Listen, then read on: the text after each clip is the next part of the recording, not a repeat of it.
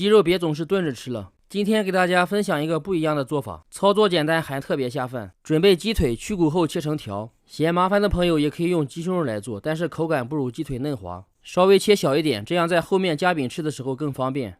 切好放盆里腌制，加入葱姜，加入盐、胡椒粉和老抽。老抽要少量多次加入，避免颜色过重，然后抓拌均匀。抓大约1分钟，加入半个蛋清。蛋清的作用也是为了让鸡腿更嫩滑。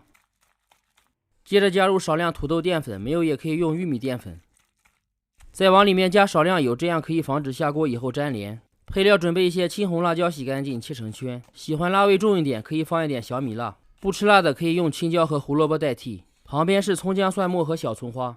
先把锅烧热，再放油，这样不会粘锅。油温5成热，下入鸡丁滑散，这样能快速封锁水分，而且不会脱浆。配合前面的腌制，让鸡丁口感达到最佳，表面颜色金黄，到处控油，外焦里嫩才是最好的效果。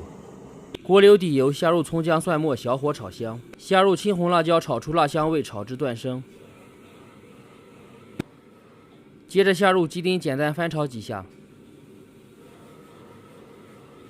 香味融合，把锅拉起调味，加入盐、鸡精、少量白糖，加入冬菇一品鲜，味道好，颜色还正，没有也可以放生抽。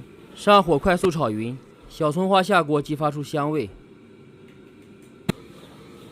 炒好以后就可以出锅装盘，一道非常下饭的鸡里碎米椒就制作完成。成品干香有味，特别下饭，搭配米饭或者用荷叶饼夹着吃，味道都很不错。喜欢的朋友记得点赞收藏起来试一下，点头像金主页还有更多美食视频。感谢大家的关注和支持，我们下期见。